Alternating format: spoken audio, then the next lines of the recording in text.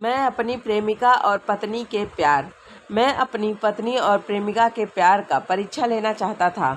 मुझे अपनी पत्नी से नफरत थी।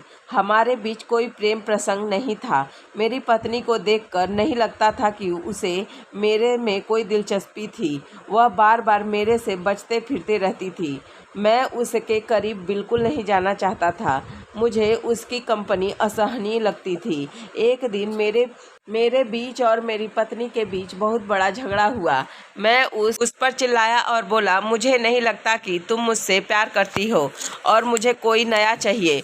और वह मुझ पर चिल्लाई और मैं तुम्हारा चेहरा दोबारा नहीं देखना चाहती, और मैंने घर छोड़ दिया। फिर मैंने अपनी प्रेमिका को फ़ोन किया और कहा, मैं तुम्हारे घर आ रहा हूँ।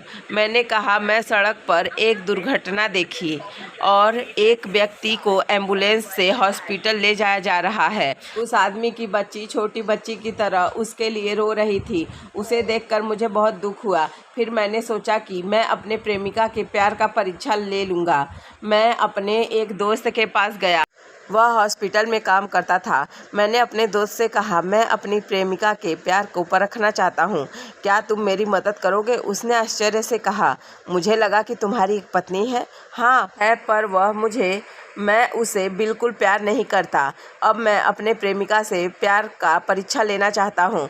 मुझे यकीन है कि वह मुझसे बहुत प्यार करती है। फिर मेरे दोस्त ने मेरी प्रेमिका को फ़ोन किया और कहा, मैं हॉस्पिटल से बात कर रहा हूँ। आपके बॉयफ्रेंड की घातक एक्सीडेंट हुआ है। वह अभी इस अस्पताल में भर्ती हैं। ऐसा लगता है कि वह आजीवन के लिए अपंग हो गया है। मुझे आपका नंबर उनके कॉल लिस्ट से मिला, जो सबसे ऊपर था और माई लव नाम से सेव किया गया था।